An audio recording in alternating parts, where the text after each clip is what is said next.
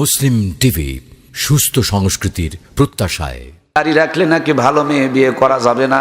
আমি বলছি, কে বলছে দাড়ি রাখলে ভালো মেয়ে বিয়ে করা যাবে না? যাদের চরিত্র ভালো না ওই সমস্ত মেয়ে কোনোদিন দাড়িওয়ালাকে বিয়ে করবে? কারণ দাড়িওয়ালারা মেয়েরা ভালো করেই জানে, যারা দাড়ি রাখে, যারা মাথায় টুপি রাখে, এরা কোনোদিন তার বউকে যেখানে সেখানে যেতে, জোরে বলতে হবে যেতে, আরেকটু জোরে বলেন যেতে। এই জন্য দাড়িওয়ালা টুপিওয়ালা মেয়েকে, দাড়িওয়ালা টুপিওয়ালা ছেলেকে কোনো লুচ্চা মার্কা, নষ্টা মার্কা, খারাপ মার্কা, চরিত্রহীন মহিলারা কোনোদিন বিয়ে করবে না। কারণ দাড়িওয়ালাকে বিয়ে করলে তার আকাম কুকাম হবে না, চাচা বলে সম্বোধন করবে, বুঝে নিতে হবে এর ভিতরে ওই ভাইরাস আর রোগ আছে। কথা বলুন ঠিক কিনা? আমার প্রিয় ভাইয়েরা, আগুন দিয়া গোটা দুনিয়া পুড়ে ছারখার হয়ে যায়, আর এই দুনিয়াকে আলোকিত করার জন্য আলোর বিকল্প কোনো কিছু নাই। সেই জন্য আল্লাহ রাব্বুল আলামিন আদম আর হাওয়া নেগেটিভ আর পজিটিভের সংযোগ দিয়া জান্নাত থেকে কিয়ামত পর্যন্ত দুনিয়ার বুকে আলোকিত করার জন্য পুরুষ আর মহিলার সিস্টেম দান করেছেন। সুবহানাল্লাহ। ও আমার প্রিয় বন্ধুরা, সেই জন্য মুসলমানের ভালোবাসা হবে সুন্নত তরিকায়, নবীর তরিকায়। এই জন্য আল্লাহ রাব্বুল আলামিন কোরআনুল কারীমের মধ্যেই তো ভালোবাসার কথা বলেছেন। কুল ইন কুনতুম তুহিব্বুনাল্লাহ, আমার আল্লাহ ডাকতে বলে, নবীজি গো আপনি বলে দেন, তারা যদি আমি আল্লাহকে ভালোবাসতে চায়, তারা মানে আমরা যদি আমাদের আল্লাহকে ভালোবাসতে চাই, কেন আল্লাহকে ভালোবাসবো? প্রশ্ন তো একটা ছোট্ট করে রয়ে যায়। কারণ এই দুনিয়ার ভিতরে যা কিছু পেয়েছে এই সব কিছুর মালিককে। এই সুবিশাল সুন্দর পৃথিবী আপনার আমার জন্য অক্সিজেন। একবার হাসপাতালে ভর্তি হয়ে দেখুন, একদিন প্রায় 20,000 টাকার অক্সিজেন লাগে। কথা বলুন ঠিক কিনা? আমার প্রাণে ভাইয়েরা, আপনার আমার জন্য পানিবিহীন জীবন চলে না। এ শরীরের 57% হলো পানি, কিন্তু পানিগুলোকে আল্লাহ রাব্বুল আলামিন আপনার আমার জন্য সস্তা করে দিয়েছেন। অক্সিজেন আপনার আমার জন্য ফ্রির ব্যবস্থা করে দিয়েছেন। জমিনটাকে বিছানা স্বরূপ বিছিয়ে দিয়েছেন, আসমানকে বিনা খুঁটিতে ঝুলন্ত অবস্থায় রেখে দিয়েছেন। এই দুনিয়ার আলো বাতাসে বেড়ে ওঠার জন্য নানান ধরনের সিস্টেম এবং পদ্ধতির ব্যবস্থা করে দিয়েছেন। আপনি আমি লালিত পালিত হব, সেই জন্য মা আর বাবা দুইটি নিয়ামত দান করলেন। দেখুন, বাবা তার সন্তানের জন্য জীবনকে কুরবানি করে দেয়, মা নিজের জীবনকে বিসর্জন দিয়া সন্তানকে বাঁচায়। এরকম ইতিহাস আমাদের দেশে আছে না নাই? এই তো কয়েকদিন আগে দক্ষিণ অঞ্চলে মা এবং সন্তান, স্বামী 3 জন মিলে যখন নদী পাড়ি দিচ্ছিলেন, হঠাৎ করে নৌকা ডুবে গেল। মা নিজের জীবনকে তলিয়ে যাচ্ছে, তারপর সন্তানটাকে উঁচু করে ধরেছিল। স্রোতের মধ্যে যখন নিজেকে আর কন্ট্রোল করতে পারছেন না, এক পর্যায়ে আমার প্রাণের ভাইয়েরা, মা চিৎকার দিয়ে বলছেন, ও আমার প্রাণের স্বামী, হয়তোবা আমি আর বাঁচবো না, আমাকে তুমি বাঁচাতে চাইলেও বাঁচাইতে পারবা না। আমার কলিজার টুকরা সন্তানটাকে তুমি একটু উঠায় নিয়ে যাও, আমি চলে যাই, কিন্তু সন্তানটা যেন আমার নিরাপদ থাকে, বেঁচে থাকে। সন্তানটা যেমনি মার হাত থেকে তুলে নিয়েছে, একটা ঢেউ এসে স্রোতের মধ্যে মা তলিয়ে গেছে। কিছু দূর পরে দেখা গেল লাশটা ভেসে উঠছে, পরবর্তীতে কবর দেওয়া হলো। বলুন তো দেখি, মা এতটুকু ভালোবাসেন, কিন্তু মায়ের কলিজার মধ্যে ওই ভালোবাসাগুলো দান করেছে কে? বাবা আপনার জন্য এত কষ্ট করেন, কিন্তু বাবার কলিজার মধ্যে আল্লাহ রাব্বুল আলামিন ভালোবাসা দান করেছেন। মা আমারে ভালোবাসেন, কিন্তু মা আমার একটা আঙ্গুল কি তৈরি করে দিতে পেরেছেন? মা আমাকে ভালোবাসেন, মা আমার কি একটা পশম দেওয়ার মতন ক্ষমতা কিংবা যোগ্যতা রাখেন? বাবা আমাকে ভালোবাসেন, বাবা আমার ঠোঁট দিতে পারে নাই, জিহ্বা দিতে পারে নাই, কথা বলার শক্তি দিতে পারে নাই। বাবা আমার হাত দিতে পারে নাই, পা দিতে পারে নাই, চোখ দিতে পারে নাই, নাক দিতে, কান দিতে পারে নাই। সুতরাং আমি অঙ্গ প্রত্যঙ্গ নিয়ে দুনিয়ার বুকে বেঁচে আছি। এই সমস্ত নিয়ামতগুলো কার দান? এই জন্য গোলাম যদি একটাবার দুনিয়ার দিকে তাকায়, আল্লাহর ভালোবাসা ছাড়া দুনিয়াতে দেখার মতন কিছুই নাই। মালিককে যদি ভালোবাসতে চায়, আল্লাহ রাব্বুল আলামিন বলে দিলেন, কুল ইন কুনতুম তুহিব্বুনাল্লাহ ফাত্তাবিউনি ইউহিব্বুকুমুল্লাহ। ওগো নবী, আপনি বলে দেন, তারা যদি আমি আল্লাহকে ভালোবাসতে চায়, ফাত্তাবিউনি, তারা যেন আপনার ইত্তেবা করে। তার মানে আপনি আলো যদি জ্বালাতে চান, সুইচে টিপা দিতে হবে। সুইচে টিপা দিলে অটোমেটিকলি আলো জ্বলে যাবে। আল্লাহকে ভালোবাসতে চাইলে মুহাম্মদুর রাসূলুল্লাহর আদর্শ মেনে নিতে হবে। নবীজিকে যদি মহব্বত করেন, নবীর আদর্শগুলো যদি মেনে নেন, সুন্নতের জিন্দেগি যাপন যদি করেন, আল্লাহ রাব্বুল আলামিন বলেন ইউহিব্বুকুমুল্লাহ, আমি আল্লাহ তাআলা তাদেরকে ভালোবাসবো। সুবহানাল্লাহ বলুন। ভালোবেসে সন্তানগুলোকে যখন আমরা কোলে তুলে নিতে চাই, খেয়াল করে দেখবেন আগে গায়ের থেকে ময়লাগুলো পরিষ্কার করা হয়, ধুলাগুলো পরিষ্কার করে হয়, কারণ ভালোবেসে আমি কোলে তুলে নিব। আমার আল্লাহর ভালোবাসা দেখুন, ফাত্তাবিউনি ইউহিব্বুকুমুল্লাহ, আল্লাহ তাআলা ভালোবাসা দিয়া ওয়ায়াগফির লাকুম যুনুবাকুম, প্রথমেই জিন্দেগির গুনাহগুলো বান্দারা মাফ করে দেয়। সুবহানাল্লাহ, সুবহানাল্লাহ। আল্লাহকে ভালোবাসতে চাইলে নবীজিকে অনুসরণ করতে হবে। নবীজির অনুসরণ করলে আল্লাহ ভালোবাসা দিয়ে আগে জিন্দেগির গুনাহ মাফ করে দিবেন। ভাইয়েরা আমার, নবীজিকে কেমনে ভালোবাসবেন? বড় একটা গোলাপ ফুল কিনে নিয়া 14ই ফেব্রুয়ারি দিন আমার নবী রওজার পাশে গিয়া বলবেন, ওগো নবী, আপনারে আমি ভালোবাসি, আই লাভ ইউ। এরকমটি নয়।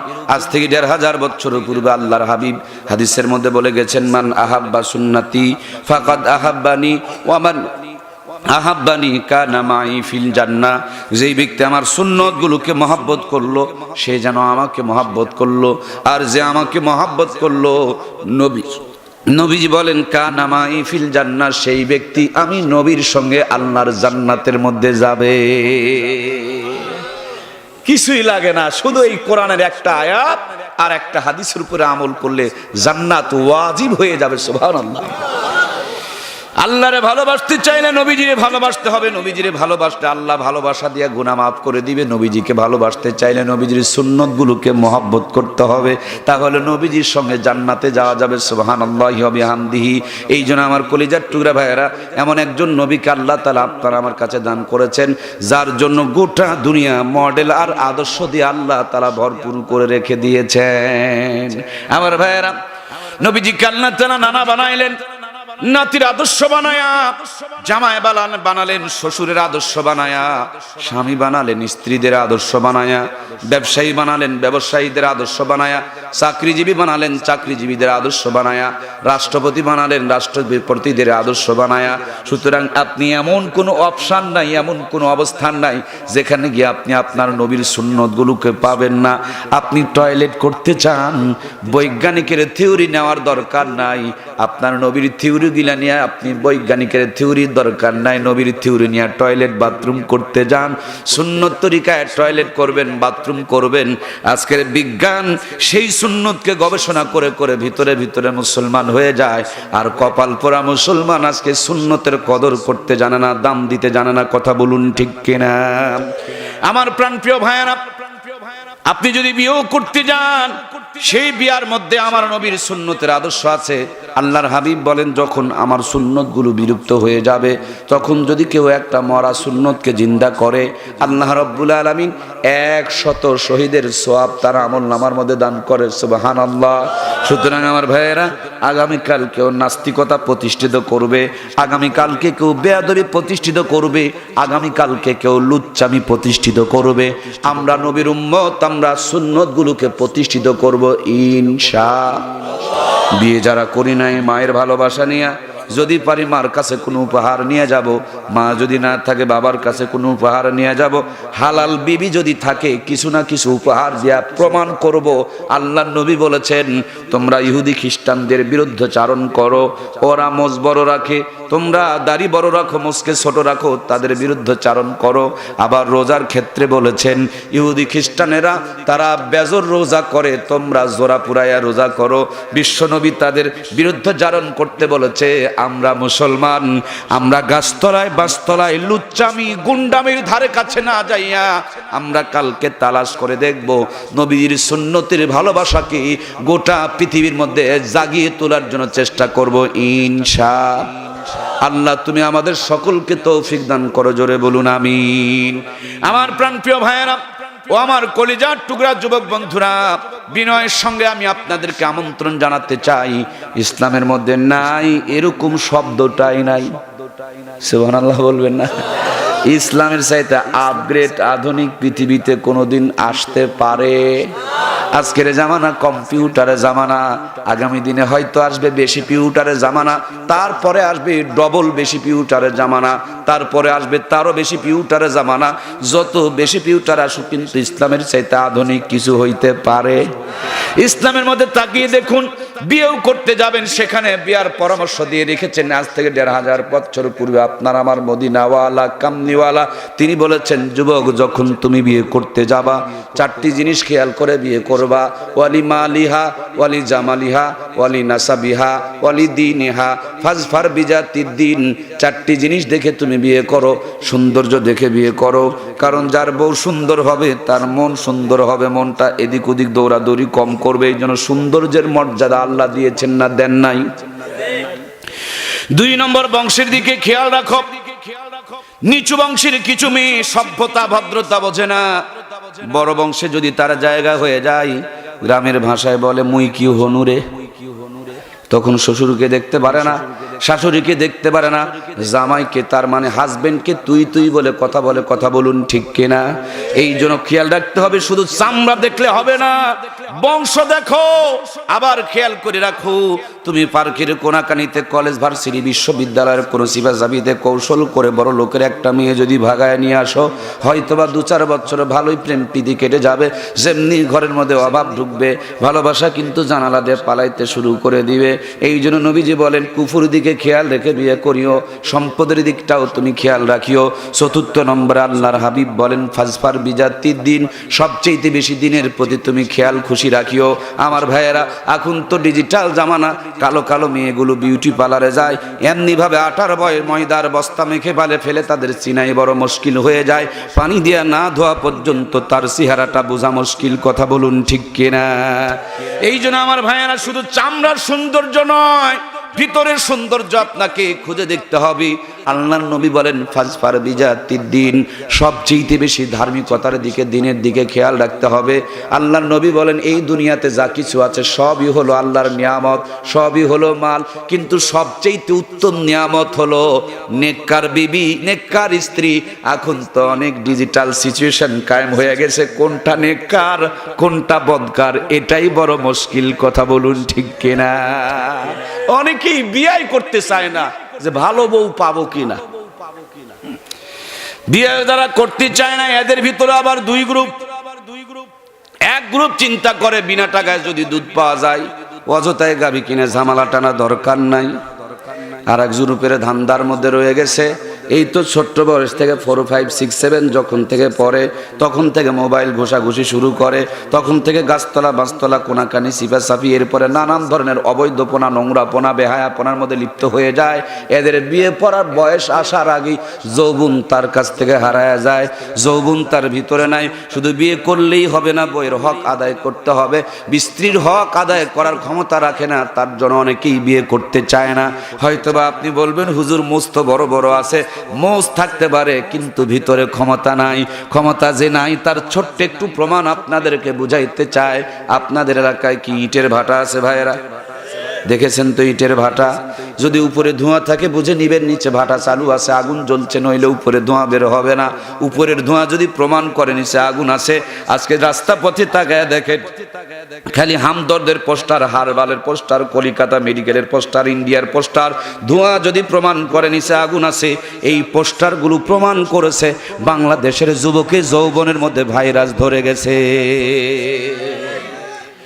ও আমার যুব সমাজ, কলিজার টুকরা প্রিয় বন্ধুরা, সেই জন্য নবীর সুন্নতের আদর্শগুলোকে আপনার আমার জিন্দা করার দরকার আছে না নাই? যুবকের দাড়ি ওঠার আগেই দাড়ি কাটতে শুরু করে দেয়। চিন্তা করে দাড়ি রাখলে ব্যাক ডেট দেখাবে, দাড়ি রাখলে মেয়েরা, দাড়ি রাখলে নাকি ভালো মেয়ে বিয়ে করা যাবে না। আমি বলছি কে বলছে দাড়ি রাখলে ভালো মেয়ে বিয়ে করা যাবে না? যাদের চরিত্র ভালো না ওই সমস্ত মেয়ে কোনোদিন দাড়িওয়ালাকে বিয়ে করবে। কারণ দাড়িওয়ালারা মেয়েরা ভালো করেই জানে, যারা দাড়ি রাখে, যারা মাথায় টুপি রাখে, এরা কোনোদিন তার বউকে যেখানে সেখানে যেতে, জোরে বলতে হবে যেতে, আরেকটু জোরে বলেন যেতে। এই জন্য দাড়িওয়ালা টুপিওয়ালা মেয়েকে, দাড়িওয়ালা টুপিওয়ালা ছেলেকে কোনো লুচ্চা মার্কা, নষ্টা মার্কা, খারাপ মার্কা, চরিত্রহীন মহিলারা কোনোদিন বিয়ে করবে না। কারণ দাড়িওয়ালাকে বিয়ে করলে তার আকাম কুকাম হবে না, চাচা বলে সম্বোধন করবে, বুঝে নিতে হবে এর ভিতরে ওই ভাইরাস আর রোগ আছে। কথা বলুন ঠিক কিনা? পর্দার আড়ালে যে সমস্ত বোনেরা আছে, এরা তো মনে মনে চিন্তা করছে হুজুর ছেলেদের জন্য একটা ডিজিটাল বুদ্ধি শিখাইয়া দিলেন। তার মানে যে মেয়েরা দাড়িওয়ালাকে বিয়ে করতে চায় না, এদের চরিত্র ভালো না। ছেলেরা যদি ভালো বউ পেতে চায় তাহলে মুখে একটু দাড়ি রেখে দিবে, খারাপ মেয়েরা সালাম দিয়ে দূরে থাকবে। কথা বলুন ঠিক কিনা? কিন্তু মেয়েরা যদি ভালো একটা ছেলেকে বিয়ে করতে চায়, তাদের জন্য ছোট্ট করে একটা বুদ্ধি শিখাইয়া দেয়। ও বোন, আপনার জন্য পরামর্শ হলো আপনি দাড়িওয়ালা একটা ছেলেকে বিয়ে করবেন, কয়েকটা লাভ আপনি পেয়ে যাবেন। দাড়িওয়ালার যৌবন সহজে বাঁকা হয় না। 2 নম্বরে লাভ, যে মুখে মধ্যে দাড়ি রাখে সে আকাম কুকাম করতে পারে না। মুখে দাড়ি রাখার পর বিড়ি টানতে শরম লাগে, মুখে দাড়ি রাখার পর সিনেমার পোস্টারের দিকে তাকাতেও পর্যন্ত লজ্জা লাগে। মুখে দাড়ি থাকলে পার্কের কোনাকানিতে সিপেসাপিতে আকাম কুকাম করতে তার শরম লজ্জা লাগে। আর যারা মুখে দাড়ি রাখতে চায় না, আসলেই তার নিয়ত ভালো না, তার চরিত্র ভালো না। সে আকামও করতে চায়, কুকামও করতে চায়, দুর্নীতিও করতে চায়, আবার ভালো একটা বিয়ে করতে চায়। এই জন্য অন্তত পক্ষে দাড়িওয়ালা ছেলেরা দাড়িবিহীনের তুলনায় 80%, 90% ভালো থাকে, পিওর থাকে, খাঁটি থাকে। কথা বলুন ঠিক কিনা? সম্মানিত ভাইয়েরা আমার, এই দাড়ি নিয়ে কথা হলো। এই দাড়িটাও পর্যন্ত আমার নবীজির একটা জ্বলন্ত জিন্দা সুন্নত। দাড়ির প্রতি আমরা অবজ্ঞা করব না। মনে মনে করি দাড়ি একটা বাড়তি ঝামেলা, দাড়ি একটা বাড়তি বোঝা, দাড়ি একটা বাড়তি সমস্যা। দাড়ি না রাখলেই তো হ্যান্ডসাম দেখা যায়, আপগ্রেড দেখা যায়, নিউ মডেলের দেখা যায়, ইয়ং দেখা যায়। আমি বলবো ভাই, এটাই যদি আসল কারবার হয়, আপনাদের এলাকায় কি কলা গাছ আছে? কলা গাছের যখন পাতা বের হবে, যেমনি করে দাড়ি কাটেন তেমনি করে পাতাগুলো কেটে দিতে হবে। কারণ আপনি ইয়ং থাকবেন আর কলা গাছ বুড়া বানাবেন, তা তো ডিজিটাল প্রযুক্তি নয়।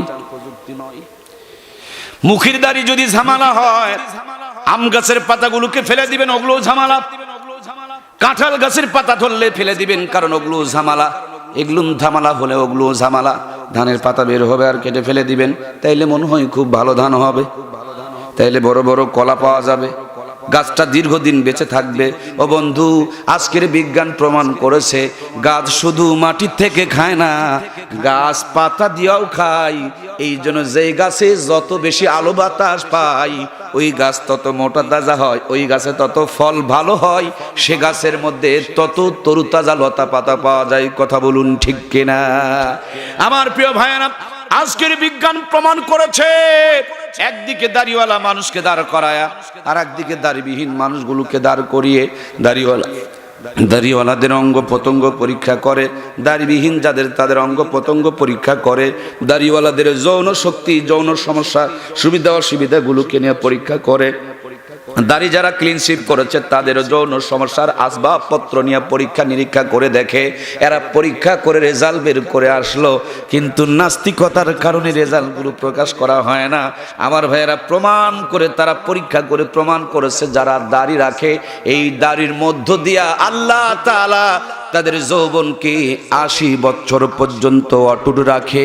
আর যাদের মুখে দাড়ি নাই, 40 বছরে যেতে না যেতে তাদের যৌবনে ভাইরাস ধরে যায়। স্কিন ক্যান্সার থেকে অনেক ধরনের রোগ অসুখ বিসুখ বাড়তে শুরু করে দেয়। আমার প্রিয় ভাইয়েরা, আজ আধুনিকতার নাম দিয়া আমাদের মা বোনের পোশাকগুলো টাকনুর উপরে পরে রাখতেছে, আর ছেলেরা টাকনু ঢেকে রাখতেছে। অথচ বিশ্বনবী আজ থেকে ১৫০০ বছর পূর্বে হাদিসের মধ্যে বলে গেছেন, মা আসফালা মিনাল কাবাইনি মিনাল ইজারি ফিন্নার। টাকনুর নিচের যে অংশ পায়জামা অথবা লুঙ্গি দ্বারা ঢাকা থাকবে, বিশ্বনবী বলেন এটা জাহান্নামের মধ্যে যাবে, দোজখের মধ্যে যাবে। আমেরিকার মধ্যে হাদিসটাকে নিয়ে গবেষণা শুরু হয়ে গেল, কেন টাকনু ঢেকে রাখা যাবে না, আর টাকনু ঢেকে রাখলে কেন জান্নাতে যেতে পারবে না? এর কারণটা কি, এর হিকমতটা কি, এর ভিতরে গুরুত্বটা কি? এরা টাকনু নিয়ে গবেষণা করতে শুরু করলো। যে সমস্ত ছেলেরা টাকনু ঢাকা কাপড় পরে তাদেরকে এক লাইনে দাঁড় করা হলো, আর যে সমস্ত ছেলেরা টাকনুর উপরে পোশাক পরে তাদেরকে আর এক লাইনে দাঁড় করানো হলো। কম্পিউটারে নিয়ে আমার ভাইয়েরা আধুনিক প্রযুক্তি দিয়া এই টাকনুর উপরে তারা গবেষণা করতে শুরু করে দিল। গবেষণা করতে গিয়ে দেখি সুন্দর একটা তথ্য বের হয়ে আসলো। সংক্ষিপ্ত করে বোঝানোর জন্য আপনাদেরকে বলছি, আপনাদের এলাকায় কি সৌর বিদ্যুৎ সোলার আছে? সোলারের উপরে একটা প্যানেল থাকে, এই প্যানেলের মধ্যে যত আলো বাতাস রোদ লাগবে দেখবেন বাল্বটায় তত আলো জ্বলতে শুরু করে দিবে। মহান বৈজ্ঞানিক আল্লাহ তাবারক তাআলা যুবকের জন্য যৌন শক্তির সোলারকে টাকনুর মধ্যে সেটিং করে রেখে দিয়েছেন। আল্লাহর যেই বান্দার টাকনুর ভিতরে যত বেশি আলো বাতাস লাগবে, আল্লাহ তার যৌবনের পাওয়ারকে তত বেশি ভরপুর কামিয়াবি দান করে দিবে। আপনারা মনে মনে ভাবছেন যে হুজুর এই যৌবন যৌবন যৌবন নিয়ে এত কথা বলেন, কি পাইলেন যৌবনের ভিতরে? যৌবনের ভিতরে যা আছে পৃথিবীর কোথাও তা। যুবকদেরকে শুধু মেয়েরা বলে আই লাভ ইউ তা না, আল্লাহ বলে আই লাভ ইউ। যৌবনের যুবতী একটা মেয়েকে আর একটা যুবক ছেলে যে বলে শুধু আল্লাহ আই লাভ ইউ তা নয়, আমার আল্লাহ তাআলাও বলেন আই লাভ ইউ। তাকায় দেখুন, একজন দাদু আর একজন নাতি, দুইজন নামাজ পড়তে শুরু করেছে। দাদু নামাজ পড়েছে এক রাকাতের সওয়াব, যুবকের ভিতরে যৌবন আছে। নাতি নামাজে দাঁড়াইছে, এক রাকাতের ৭০ রাকাতের সওয়াব দান করে কে? তাইলে যৌবনকে আমার আল্লাহ ভালোবাসেন কি বাসেন না বলেন? এই যৌবন একটা জান্নাতের নিয়ামত। যৌবনের সঠিক চর্চা, সঠিক ব্যবহার করতে হবে। কথা বলুন ঠিক কিনা? আজকে যুব সমাজের ভিতরে একটু পরিবর্তন এসেছে, এই জন্য অনেকে আবার চুলকাচুলকি শুরু হয়ে গেছে। বিশেষ করে প্রথম চুলকানিটা আপনাদের টাঙ্গাইলের ভিতর থেকে শরীয়ত সরকারের নামে বেশরীয়ত সরকারের চুলকানি উঠেছিল। এই শরীয়ত সরকার এই টাঙ্গাইলে বলেছিল আলেমদেরকে শালার বেটা। আমার প্রিয় ভাইয়েরা, ওরা মারফতি শরফতির গান দিয়া মানুষগুলোকে জাহান্নামের দিকে নিয়ে যেত। এখন কোরআনের মাহফিল শুরু হওয়ার কারণে মারফতির গান বন্ধ হয়ে গেছে, ওদের ভাটা পড়ে গেছে, ওদের কামাই কমে গেছে। ওদের এখন সংসদে গিয়া ওদের আর একটা ফাটাফাটি আপা গান গায়, যে আপাটা রাস্তার মধ্যে গান গাইতো ফেটে যায়, জোড়া দেওয়ার আঠা নাই।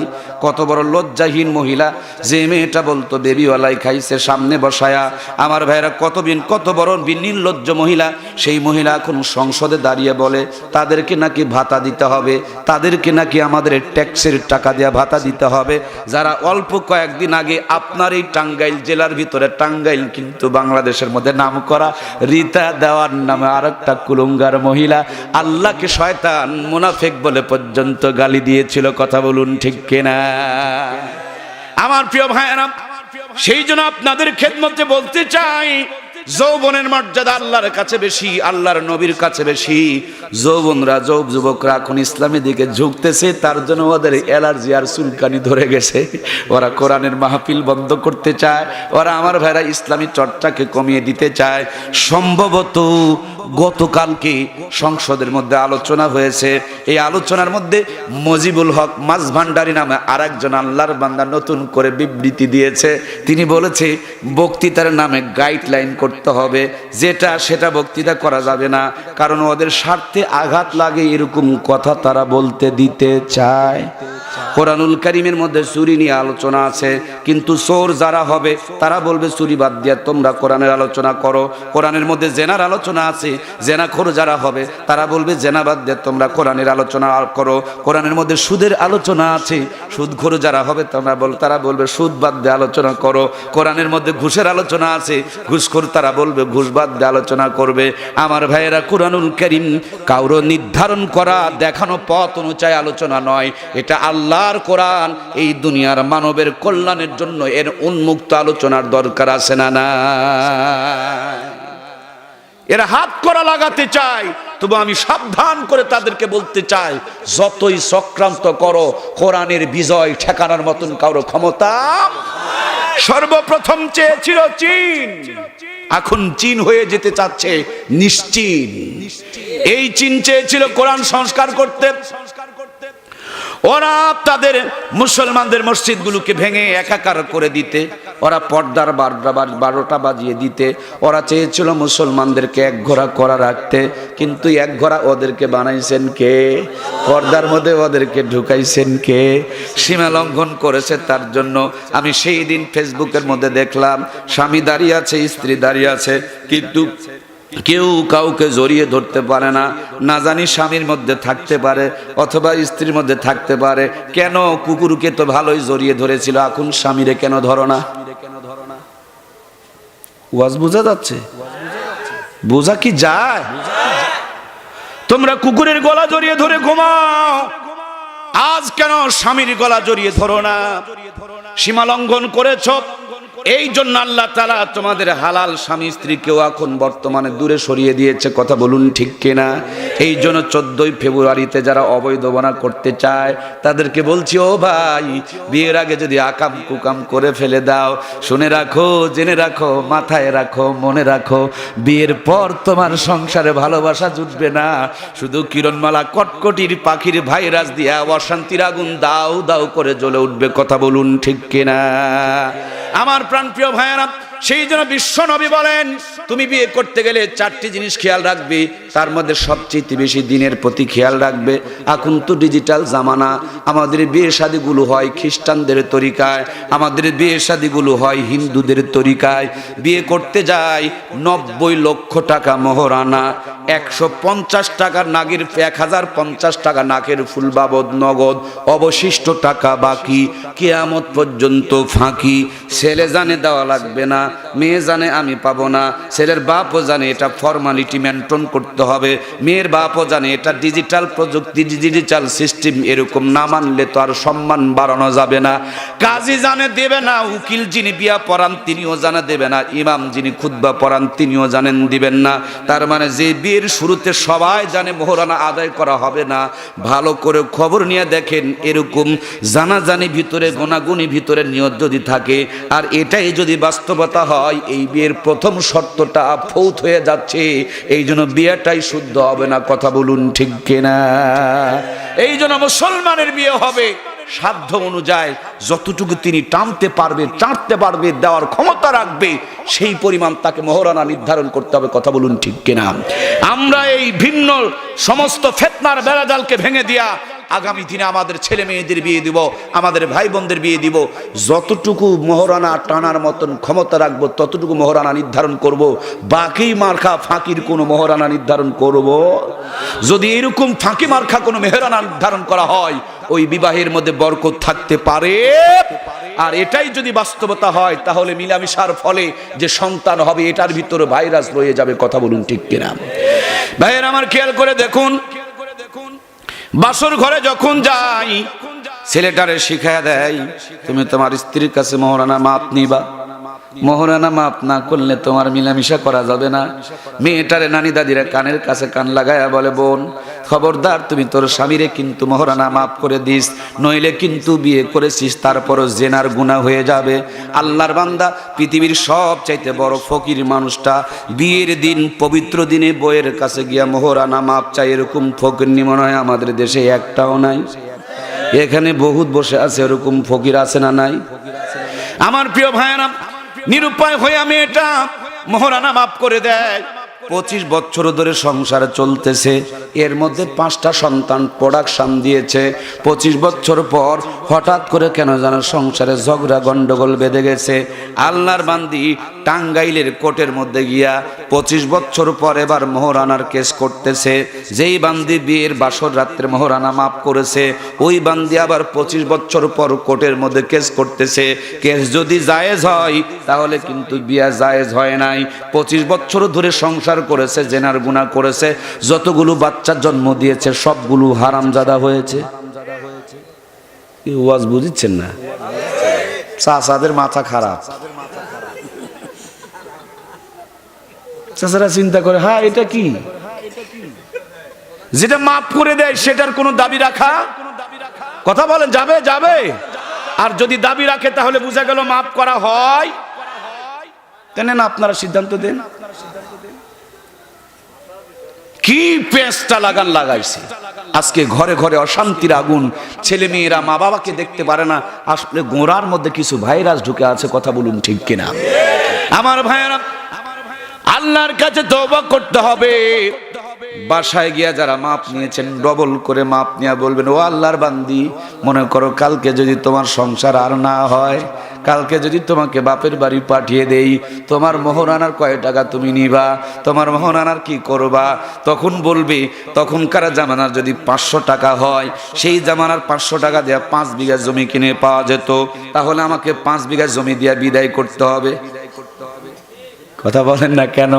বুঝে নিয়েন, হাজার মাপ করলেও কিন্তু দাদি মাপ করে। এই জন্য দাদি 5 বিঘা জমি এখন চাই। ও আমার কলিজার টুকরা প্রিয় ভাইয়েরা, এটা ফাজলামি নয়, এটা বিবাহ শাদী কবুল হওয়ার, বিবাহ শাদী আল্লাহর কাছে মঞ্জুর হওয়ার জন্য 3টি শর্ত: মোহরানা নির্ধারণ করা, ইজাব কবুল করা, সাক্ষী রাখা। 3টা শর্ত যদি পাওয়া যায়, বিয়েটা হালাল হয়ে যাবে। প্রথম মোহরানার ভিতরে এখন ভাইরাস ঢুকে পড়েছে। ফরমালিটি মেনটেন করার জন্য মোহরানা নির্ধারণ করা হচ্ছে, কিন্তু এই মোহরানা আদায় করা হয় না। এই জন্য শুরুতেই গলত থেকে যাচ্ছে। আগামী দিনে আমরা যারা বিয়ে করব, নগদ মোহরানা দিয়ে বিয়ে করব ইনশাআল্লাহ। আমার প্রাণপ্রিয় ভাইয়েরা, 2 নম্বরে তাকিয়ে দেখুন, বিয়ের অনুষ্ঠানে গায়ে হলুদ আছে না নাই? উরি বাবা রে বাবা, 3 সপ্তাহ আগে থেকে গেট বানাই, গিদের জন্য লোক ডেকে নিয়ে আসে, ঢোল বাজাইতে শুরু করে, সুন্দর করে বিয়ের বাসর সাজায়। এরপরে যেই দিন বিয়ে হয়, আগের দিন দেখবেন কাদা মাখামাখি, রং মাখামাখি, গোবর মাখামাখি আছে না নাই? দাইমাটাও তো মনে হয় আপনাদের এই টাঙ্গাইলের ফসল। দাইমা এই জানে না, এর টাঙ্গাইলের ফসল। বিয়ের গান, আমার প্রিয় ভাইয়েরা, ইসলামের সিস্টেম মেনে চলবেন সব ইবাদত। ইসলামের বিরুদ্ধে গেলে এটাই হবে গুনার কাজ, কথা বলুন ঠিক কিনা? বিয়ে চূড়ান্ত বড় একটা ইবাদত, বিয়ে একটা ফরজ ইবাদত, বিয়ে একটা সুন্নত ইবাদত, বিয়ে একটা নফল ইবাদত, বিয়ে একটা ওয়াজিব ইবাদত। আপনার স্তর অনুযায়ী বিবাহের হুকুমটা আসবে। এই জন্য কলিজার টুকরা প্রাণের ভাইয়েরা, আমি আপনাদের সঙ্গে অনুরোধ করে বলবো, বিয়ের অনুষ্ঠান দিয়া এইভাবে হলুদ মাখার অনুষ্ঠান করা যাবে না। যুবতী মেয়েটাকে হাজার ছেলে মেয়ের সামনে বসায়া তার গায়ের কাপড়টা আলগা করে দিয়ে পিঠে হলুদ মাখায়, গায়ে হলুদ মাখায়, পায়ে হলুদ মাখাই। ইসলামের মধ্যে এরকম নোংরামির কোন জায়গা। যুবক একটা ছেলেকে তার গ্রামের সমস্ত ভাবিরা ধরে টানাটানি করে হলুদ মাখাইতে শুরু করে দেয়, মালকাস মারায় মানুষের সামনে দাঁড় করে রাখে না। আমার ভাইয়েরা, গোসল করিয়ে দেওয়ার জন্য টিউবওয়েলের পাড়ের মধ্যে নিয়ে নানান ধরনের অশ্লীলতা শুরু হয়ে যায়। এটা আবার ভিডিও করে রাখি, তার মানে অনেক দিন পর্যন্ত দেখবে। এমনি তো চুরি, তারপর আবার বাটপারি। শুধু বিয়ে একটা ইবাদত, তার মধ্যে পুরাটা গুনাহ আর গুনাহ, পাপ আর পাপ দিয়ে পরিপূর্ণ হয়ে যায়। আমাদের নওগাঁ রাজশাহী এলাকায় বড়লোকদের যখন বিয়ে হয়, বিয়ের পরে বউ ভাত করে, বউটাকে হাতের মধ্যে একটা প্লেট দিয়া পানের বাটা সহকারে বসায় রাখে। মানুষজন বউ দেখে আর টাকা দেয়া যায়। এরকম অশ্লীলতা আপনাদের টাঙ্গাইলে মনে হয় নাই? নাই কি? বউ দেখার সিস্টেম কি আছে? বউ দেখে দেখে টাকা দিয়ে যায়, আছে? যার বউ সেও দেখবে। আপনার আমার দেখার কোনো অধিকার? জোরে বলতে হবে অধিকার। আমি ইমাম সাহেব, আপনার বউকে আমি দেখতে পারি না, আপনার বউ দেখে আমি টাকা দিতে পারি না। এই সমস্ত হালখাতা ইসলামে নেই। প্রাণপ্রিয় ভাইয়েরা আমার, এই নতুন বউ মাথার মধ্যে কাপড় দিয়া মাথা নিচু করে শরমে বসে আছে। নানি দাদি মাথাটা উঁচু করে ধরে মাথার কাপড়টা সরায় দেয়, বলে, দেখ আমার চাঁদের চাইতে সুন্দরী নাতি বউ। যিনি বিয়ে করলো তিনি এখনো পর্যন্ত বাসর ঘরে পেল না। আর আমরা হাজার মানুষেরা দেখে যায় আর বলি, দোস্ত তুই একটা মাল বিয়ে করছস। আমার ভাইয়েরা, এরপরে ওই যে দাদু গিয়া বলে, নাতিরে তুই একটা জিনিস পাইছিস। নানা গিয়া বলে তুই একটা আসল জিনিস পছন্দ করেছিস। আমার ভাইয়েরা দাদু হোক আর নানু হোক, তাদের ভিতরে একটু লোভ ধরছে না ধরে নাই? কথা বলতে হবে মুসলমান, কথা বলতে হবে, কথা বলুন ঠিক কিনা? ইসলামের মধ্যে সমস্ত বেহায়াপনা নোংরাপনার এক চুল পরিমাণ, এক তিল পরিমাণ ঠাই নাই। আমার প্রাণপ্রিয় ভাইয়েরা, আপনি বিয়ে করেছেন, আপনার স্ত্রীকে নিয়ে ঘরের মধ্যে গিয়া যেমন তেমন ভাবে মিলামিশা করবেন তা নয়। আপনি অনেক দিন পর 25-22 বছর বয়সে আপনার কলিজার টুকরা প্রাণের বিবিকে আপনি পেয়েছেন। শুকরিয়া তান 2 রাকাত নামাজ পড়েন, চোখের পানিগুলো ছেড়ে দিয়ে আমার আল্লাহর কাছে রোনাজারি করেন। যদি পারেন কোরআন সুন্নাহর ভিতরে অসংখ্য দোয়া কালামের আছে, দোয়া কালাম আছে, সেগুলো তেলাওয়াত করেন, আল্লাহর কাছে চান। যদি তাও না পারেন, স্ত্রীকে সঙ্গে নিয়ে মহান আল্লাহর কাছে দোয়া করো, গো আল্লাহ আমরা নতুন জীবন শুরু করেছি, আমাদের জীবনটা তুমি সুখ দিয়ে ভরে দাও। আমাদের ঘরে যদি কোনো সন্তান দাও, তাহলে তুমি নেক সন্তানের ব্যবস্থা করে দাও। আল্লাহ আমাদের 2 জনকে যাবতীয় গুনার কাছ থেকে বাঁচাও। আল্লাহ আমাদের 2 জনের মধ্য দিয়া এমন সম্পর্ক কায়েম করে দাও যাতে করে দুনিয়া আখিরাতের সঙ্গী হয়ে যেতে পারি। এইভাবে দোয়া করার দরকার আছে না? না, আমরা এমন গান লাগাই, ডেক সেটে গান বাজে আর এলাকার মাটি কাঁপে। কথা বলেন মুসলমান, কথা বলেন। আমার প্রাণপ্রিয় ভাইয়েরা, আনন্দের দিন, আনন্দে আত্মহারা হয়ে ইসলামকে বিসর্জন দেওয়া যেতে পারে। আনন্দের দিন শুকরিয়া আদায় করব কার? বেশি বেশি করে করুণা সাহায্য প্রার্থনা করব কার? আপনার নেককার স্ত্রীকে আরো নেককার বানিয়ে দিতে পারে আমার আল্লাহ। আপনি আপনার হালাল বিবির সঙ্গে মিলামিশা যখন করতে যাবেন, তখন আপনি খেয়াল রাখবেন, ওই যে মোবাইল ফোনের মধ্যে এখন নানান ধরনের আজেবাজে ছবি মনে হয় আছে না নাই? এই আজেবাজে ছবি দেখে স্ত্রীর সঙ্গে মিলামিশা করা, এটা আমাদের মডেল হতে পারে। জোরে বলতে হবে, মডেল হতে পারে। আপনি নবীর সুন্নত তরিকায় ওযু করেছেন, আপনি নবীর সুন্নত তরিকায় টয়লেট করেছেন, আপনি নবীর সুন্নত তরিকায় ভাত খেতে বসেছেন, আপনি নবীর সুন্নত তরিকায় গোসল করেছেন, ওযু করেছেন, আপনি মুসলমান। আপনার মিলামিশাও হবে হালাল বিবির সঙ্গে। অন্তর অঙ্গ মুহূর্তে যখন মিলিত হতে যাবেন, তখনও পর্যন্ত আমার নবীদের সুন্নতের ফরমালিটিগুলো একটার পর একটা মিলাই নিতে হবে। আল্লাহর নবী বলেন, রাতের গভীরে নির্জনতার পরিবেশে হালাল বিবির সঙ্গে মিলিত হতে যাবে। যখন তুমি মিলিত হতে যাবে, তখন খেয়াল রাখবে রাতের শুরুতে যেন না হয়। আজকে বিজ্ঞান প্রমাণ করে, রাতের শুরুতে যদি মিলিত হতে যান লাভ কি, আর শেষে যদি মিলিত হতে যান লস কি? 2টার ভিতরে লাভ লস পরীক্ষা করে দেখে। রাতের শুরুতে যদি যায়, পেট ভরা থাকে, এরকম ভাবে এই অবস্থায় যদি তার ওই অবস্থায় ওই সমস্ত অবস্থানে যায়, তাহলে তার অনেক রোগ হয়ে যাওয়ার সম্ভাবনা হয়। উত্তেজনার কারণে রক্ত নালীর ভিতরে আমার ভাইয়েরা খাবার চলে যেতে পারে, এরপরে নানান রোগ হইতে পারে। সেই জন্য খাবারটা হজম হয়ে যাবে, ঘুম পেরে একটা শরীরে প্রশান্তি আসবে, চতুর্দিকে নির্জনতা বিরাজ করবে। আপনি যখন হালাল বিবির সঙ্গে মিলিত হতে যাবেন, আল্লাহর নবী বলেন, আগে তুমি ওযু ইস্তেঞ্জা টয়লেট বাথরুম সেরে নাও। যদি পারো সুন্নত তরিকায় ওযু করে মিলিত হতে যাও, কারণ ওযু করে যেমন নামাজ পড়লে ইবাদত, ওযু করে মিলামিশা করলেও এইটাও। সুবহানাল্লাহ বলবেন না? ওরা করে এনজয়, আমরা এনজয় করি, আর আমাদের এনজয়কে আল্লাহ ইবাদত বানায়। সুবহানাল্লাহ বলবেন না? আমার প্রিয় ভাইয়েরা, সেই জন্য ইসলামের চাইতে আপগ্রেড ধর্ম পৃথিবীর কোথাও। আপনি খুব খেয়াল করে দেখবেন, আপনি পবিত্র পরিচ্ছন্ন হয়ে টয়লেট বাথরুম সেরে মিলিত হতে যাবেন। মিলিত হতে যাওয়ার পূর্বে আপনি মেসওয়াক করবেন। বিড়ি টানতে টানতে ঘুমাইছেন, আর রাত্রিবেলা ঘুম থেকে উল্টে উঠে বউকে জড়িয়ে ধরে বলবেন আই লাভ ইউ। মুখের থেকে এমন দুর্গন্ধ বাড়াবে, ভালোবাসা কয়েক কিলোমিটার দূরে পালিয়ে চলে যাবে। কি আপগ্রেড ধর্ম! এর চাইতে আধুনিক পৃথিবীতে আর কিছুই থাকতে পারে? আল্লাহর হাবিব বলেন, যদি পারো ওই জায়গাটাকে সুগন্ধযুক্ত করো, আতর তোমরা যদি পারো ব্যবহার করো। এরপরে আমার ভাইয়েরা, আপনি আপনার হালাল বিবির সঙ্গে মিলিত হবেন, তখন দোয়া আছে না নাই? ভাত খাওয়ার দোয়া আল্লাহুম্মা বারিক লানা ফিমা রাযাকতানা। মসজিদের দোয়া আল্লাহুম্মা আফতাহলি আবওয়াবা রাহমাতিক। মসজিদ থেকে বের হওয়ার দোয়া, টয়লেটের দোয়া, ওযুর দোয়া, গোসলের দোয়া, সব দোয়া যখন আছে আপনার হালাল বিবির সঙ্গে মিলামিশা করার দোয়া মনে হয় নবীজি শিখায় নাই। তাহলে কয়জন বলতে পারবেন? একটু ইন্টারভিউ নেওয়া হোক। যারা যারা বিয়ে করেছেন একটু হাত উঠান তো দেখি।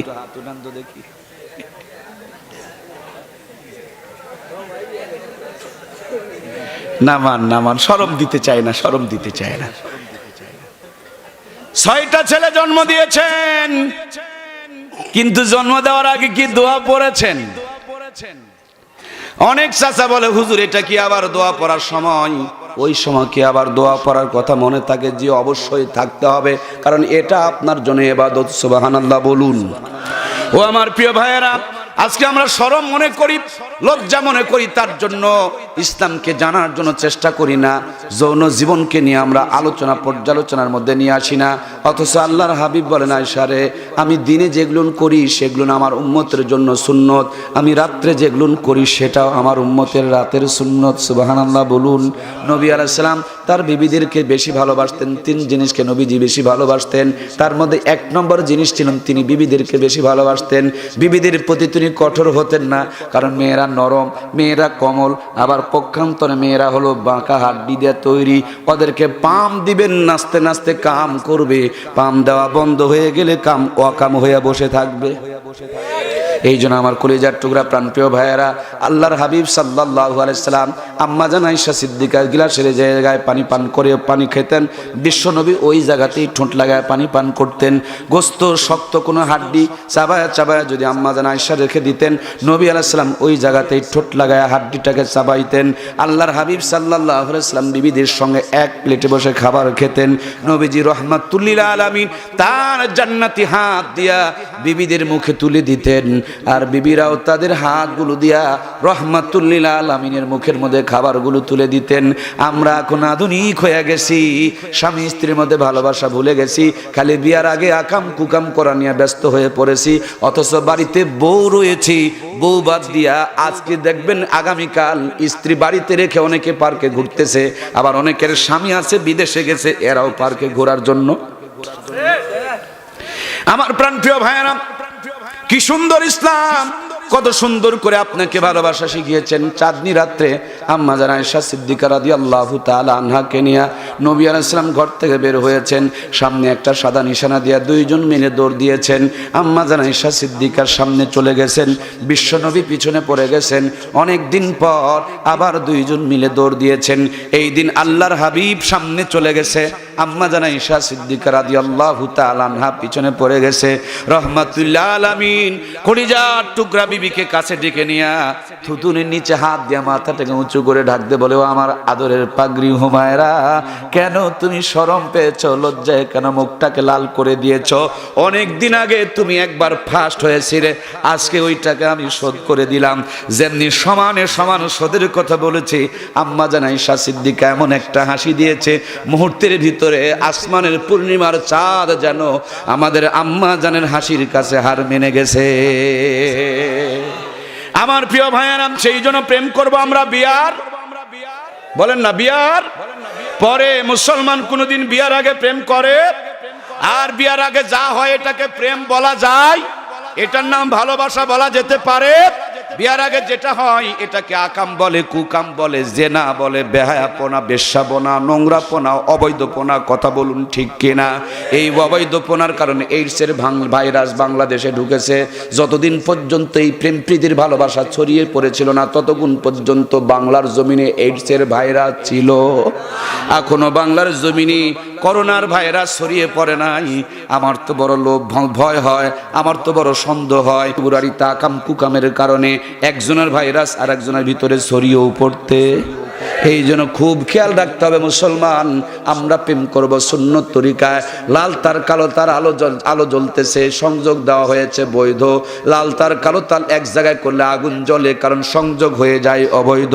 আমরা বিয়ের পরে বাসর ঘরের মধ্য দিয়া সুন্নত তরিকায় সংযোগ দিব, আমাদের সংযোগের বিনিময়ে আল্লাহ তাআলা সওয়াব দান করবে।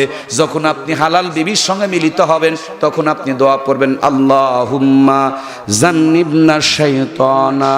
বাকিটুকু বলবো না, ওটুকু সবাইকে শিখতে হবে, একদিনের বক্তৃতায় বললে মনে থাকবে। যারা আমরা জানি তারা ভালো করে জেনে নিব, আর যারা জানি না, তাবলিগের জামাত আমাদের মসজিদে এসেছে, আমরা সময় দিয়ে অন্তত পক্ষে মিলামিশা করার দোয়াটা পড়ে নিব, শিখে নিব। কথা বলুন ঠিক কিনা? দোয়া না পড়ে মুসলমান মিলামিশা করতে পারে? যদি দোয়া না পড়ে মিলামিশা করে তার সন্তান কখনো বৈধ হবে? এই জন্য আমার প্রাণপ্রিয় ভাইয়েরা, আমরা আপনাদের হালাল তরিকায় আমরা আমাদের বিবিদের সঙ্গে মিলামিশা করে যখন গোসল করব, গোসলের মধ্যেও আমার নবীর সুন্নত আছে না নাই? গোসলের ফরজ কয়টা? কেউ বলে 6টা, কেউ বলে 9টা। যদি জিজ্ঞেস করেন গোসলের নিয়তটা কি, অনেকেই বলবে নয়তন গোসলা, সাবান দেয়া কসলা। মোবাইল চালাইতে জানে, ফেসবুক চালাইতে জানে, কিন্তু গোসলটার নিয়ম জানে? আমরা কপাল পোড়া মুসলমান, কথা বলুন ঠিক কিনা? আমার প্রিয় ভাইয়েরা, নয়তন গোসলা বলে সাবান দেয়া কসলা কসলা গায়ের যদি চামড়াও তুলে ফেলে দেয়, আর গোসলের 3টা ফরজিয়ত যদি আদায় না হয়, সারা জীবন কসলা কসলা হাড্ডি ক্ষয়ে যাবে, পুকুর আর নদীর পানিগুলো শেষ হয়ে যাবে, আল্লাহর বান্দা কোনোদিন পবিত্র হতে পারবে? এই জন্য বন্ধুরা আমার, গোসলের ফরজ মাত্র 3টা। মসজিদে তাবলিগের জামাত এসেছে, আবাল বৃদ্ধ বনিতা সকলেই আমরা আসব, আমরা দিনের সাথে সম্পৃক্ত হয়ে মাসআলাগুলোকে শিখে নেব। খুব খেয়াল করে শুনুন আমার কলিজার টুকরা ভাইয়েরা, গোসলের ফরজ মাত্র 3টা। ভালোভাবে কুলি করা, নাকের নরম জায়গা পর্যন্ত পানি পৌঁছানো, সমস্ত শরীরকে সুন্দর করে ধৌত করা। আপনি 3টা ফরজিয়ত আদায় করবেন, আপনার গোসল হয়ে গেছে। গোসল হয়ে গেলে অজু হবে, অজু হয়ে গেলে নামাজ হবে, নামাজ হয়ে গেলে দোয়া করলে আল্লাহ দোয়া শুনবে। আর গোসল যদি না হয়, নাপাক থেকে যাবেন, অজু করেও কোনো লাভ। অজু যদি না হয় তাহলে নামাজ বেশি হবে। নামাজ যদি না হয়, বিপদের সময় দোয়া পড়বেন, রব্বানা যালামনা। আপনি যত দোয়া পড়বেন ঝড় তত আরো বাড়বে। এই জন্য আমার প্রাণপ্রিয় ভাইয়েরা, আপনি যে গোসল করছেন, এই গোসলের পানিগুলোকেও আপনি তুচ্ছ তাচ্ছিল্য করতে পারেন না। নবী আলাইহিস সালাম বয়ান করছেন, আম্মা জান আয়েশা সিদ্দিকা রাদিয়াল্লাহু তাআলা আনহা পাশে বসে বসে বিশ্ব নবীর বয়ান শ্রবণ করছেন। আল্লাহর হাবিবকে ডাক দিয়ে বলে, নবীজি গো, কিয়ামতের ময়দানে মুসিবতের আদালতে কোটি কোটি মানুষের ভিতরে আপনি আপনার ছোট্ট ছোট্ট গুনাহগার উম্মতগুলোকে কেমনে খুঁজে বের করবেন? আল্লাহর হাবিব ডাক দিয়ে বলেন, আয়েশা, কোন একটা ঘোড়ার মাথা যদি সাদা থাকে, বলো তো দেখি সাদা ঘোড়াটাকে খুঁজে বের করতে কোনো কষ্ট হবে নাকি? আম্মা জান আয়েশা সিদ্দিকা বলেন, কোনোই কষ্ট হবে না গো নবীজি। বিশ্ব নবী ডাক দিয়ে বলেন, আয়েশা রে, আমার গুনাহগার উম্মতেরা যেই পানি দিয়া ওযু গোসল করে, আল্লাহ তাআলা কিয়ামতের ময়দানে ওই ওযু গোসলের অঙ্গ পতঙ্গগুলোকে রডবাল্বের চাইতে কোটি গুণ পাওয়ার সম্পন্ন আলোর বর্তিকা বানায় দিবে। আমি রহমাতুল লিল আলামিন তাদের ওই আলোর চেহারা, নুরানি চেহারা দেখে দেখে খুঁজে খুঁজে আল্লাহর জান্নাতে নিয়ে যাব। আমার প্রাণপ্রিয় ভাইয়েরা, আমি যখন মাশাআল্লাহ পড়েছিলাম তখন জানছিলাম, আপনি যখন পবিত্র অবস্থায় ওযু করবেন, তারপর ওযুর পানির হুকুম হলো নাপাক। আপনি যতই পাক থাকেন তারপর ওযুর পানি পাক। আপনি হাজাল পবিত্র থেকে ওযু করেন, তারপর ওযুর পানি হলো নাপাক। আপনি 1,00,000 বার যদি ওযু করেন, তারপর ওযুর পানির হুকুম হলো নাপাক। মাসআলাটা ক্লিয়ার করে আমি তখন বুঝতে পারি নাই। যখন বুঝতে পারলাম, ইমামে আবু হানিফা রাহমাতুল্লাহি আলাইহি ছোট্ট একটা জলচকিতে বসে কিতাব মোতালা করছেন। এক চোর বেচারি চুরি করে এসে ওযু করতেছে, ওযুর পানিগুলো ড্রেন দিয়ে গড়ে গড়ে যাচ্ছে। ইমাম সাহেব একবার ওযুর পানির দিকে দেখে, আর একবার চোর বেচারি মুখের দিকে দেখে, আর একটু টাইম কিতাব মোতালা করে। যেমনি চোরের ওযু করা হয়ে গেছে, কাছে ডেকে নিয়ে মাথায় হাত বুলায় বলে, বাবা তুমি কি আজকে চুরি করেছো? চোর বলে, হুজুর আমি তো চুরি করেছি, কিন্তু আপনি বুঝলেন কেমনে? আপনি তো নামাজ পড়াচ্ছিলেন, আমি আসরের টাইমে চুরি করেছি, আমি চুরি করলাম, আপনি বুঝলেন কেমনে? আল্লাহর ওলি ডাক দিয়ে বলে, বাবা কেউ যদি সরিষার তেল ব্যবহার করে, কেউ যদি কেরাসিনের তেল ব্যবহার করে, তারপর পানি দিয়ে যদি ধৌত করে, বলুন তো দেখি ভাইয়েরা আমার, সরিষা কেরাসিনের তেলগুলো পানির উপরে ভেসে থাকবে কিনা? কথা বলতে হবে, থাকবে কি থাকবে না? চোর মাথা ঝুঁকায় বলে হুজুর অবশ্যই ভেসে থাকবে।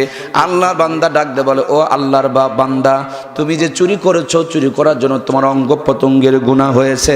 আর তুমি যে অজু করতেছো, অজুর পানির ভিতরে আল্লাহ এমন এক অলৌকিক ক্ষমতা রেখে দিয়েছে, সাবানের ক্ষমতায় গায়ের ময়লা যদি পরিষ্কার করে ধুয়ে নিয়ে যাইতে পারে, অজুর পানির ভিতরে আল্লাহ তাআলা এমন এক অলৌকিক ক্ষমতা দান করেছে, অজুর পানি আপনার আমার অঙ্গ প্রত্যঙ্গের গুনাহগুলোকে তেমনি ধুইয়া ধুইয়া মাফ করে দেয়। এই জন্য আমার প্রাণপ্রিয় ভাইয়ারা, আমরা আমাদের জিন্দেগির এ টু জেড পুরা জিন্দেগি সাজাবো সুন্নত তরিকায় মুহাম্মদুর রাসূলুল্লাহ সাল্লাল্লাহু আলাইহি ওয়াসাল্লামের আদর্শ দিয়ে। কথা বলুন ঠিক কিনা? আল্লাহ রাব্বুল আলামিন সেই জন্য বলেন কুল ইন কুনতুম তুহিব্বুনাল্লাহা ফাত্তাবিউনি ইউহিব্বুকুমুল্লাহ ওয়া ইয়াগফির লাকুম যুনুবাকুম ওয়াল্লাহু গফুরুর রহিম। আল্লাহ রাব্বুল আলামিন কুরআনুল কারীমের মধ্যে আরো বলেন, তোমরা ইয়া আইয়ুহাল্লাযীনা আমানু দুখুলু ফিসসিলমি কাফা ওয়ালা তাত্তাবিউ খুতুওয়াতিশ শাইতান ইন্নাহু লাকুম আদুব্বুম মুবিন। তোমরা পুরাপুরি ভাবে ইসলামের মধ্যে প্রবেশ করো, শয়তানকে অনুসরণ করিও না, শয়তান তোমাদের প্রকাশ্য। আগামী কালকে যারা পার্কের কোনাকানিতে ঘুরতে যাবে, এরা ইসলামের প্রকাশ্য। ইসলাম যা বলেছে তারা উল্টা চলে। এই জন্য আমার ভাইয়েরা, ইসলামের মধ্যে পুরাপুরি প্রবেশ করতে হবে। একটা মানবো আর একটা মানবো না, এটা মুসলমানের পরিচয় হইতে পারে। মুসলমান এ টু জেড পুরা জিন্দেগি সুন্নত দিয়া পরিচালনা করবে। কথা বলুন ঠিক কিনা? সেই জন্য আল্লাহ রাব্বুল আলামিন কুরআনুল কারীমের মধ্যে আরো ইরশাদ করে বলছেন, ইয়া আইয়ুহাল্লাযীনা আমানুত্তাকুল্লাহ হাক্কা তুকাতিহি ওয়া লা তামুতুন্না ইল্লা ওয়া আনতুম মুসলিমুন। ও আমার ঈমানদার বান্দারা, তোমরা আমি আল্লাহকে ভয় করো, ভয় করার মতো ততক্ষণ পর্যন্ত মরিও না যতক্ষণ পর্যন্ত পূর্ণাঙ্গ মুসলমান হইতে না পেরেছো। শব্দ কিন্তু দুইটা। এক নম্বর প্রথমে হলো ইয়া আইয়ুহাল্লাযীনা আমানুত্তাকুল্লাহ, এক নম্বর হলো ইমানদার। কালেমা পড়লেই ইমানদার হওয়া যায়, কিন্তু কালেমা পড়ে মুসলমান হওয়া যায়। আমার ভাইরা, স্কুলে ভর্তি হলেই ওয়ানে পাওয়া যায়, কিন্তু 5 পাস করতে হলে আরো 4 বছর 5 বছর পড়তে হয়। ঠিক তেমনি ভাবে কালেমা পড়লে ঈমান আনা যায়, কিন্তু ঈমানটা পুক্ত করে মুসলমান হওয়ার জন্য 5 ওয়াক্ত নামাজের দরকার আছে না নাই? আমরা তো নামাজ পড়ি না, যারা নামাজ পড়ে তাদের দেখতেও গান গাই, মনে বড় জ্বালারে পাঞ্জাবিওয়ালা, আবার যেমনি মরে যায় পাঞ্জাবিওয়ালার ঘাড়ে চড়ে জান্নাতে যেতে চায়। এরকম 2 নম্বর বাটপার সিটার আমাদের দেশে মনে হয় নাই। বোরখা তো পরে না, যারা বোরখা পরে তাদের দেখতেও পারে না, গান গায় বলে বোরখাওয়ালাই ওরে পাগল করেছে। সব বাদ দিয়া বোরখাওয়ালার পিছনে লেগে পড়েছে। ও আমার কলিজার টুকরা ভাইয়েরা, সেই জন্য আল্লাহ রাব্বুল আলামিন বলছেন, মরার আগে মুসলমান হও, মরার পরে মুসলমান হওয়ার কোনো সুযোগ। কিন্তু আমাদের দেশে মুসলমান হয় মরার, বলতে হবে মরার আগে আওয়ামী লীগ, বিএনপি, জামাত, জাতীয় পার্টি, তাবলিগ, পাবলিক, লম্বা টুপি, খাটো টুপি, দললিন, জল্লিন, মারামারি, পিটাপিটি, গুতাগুতি, সব এই সমস্ত আকাম কুকাম নিয়ে ব্যস্ত।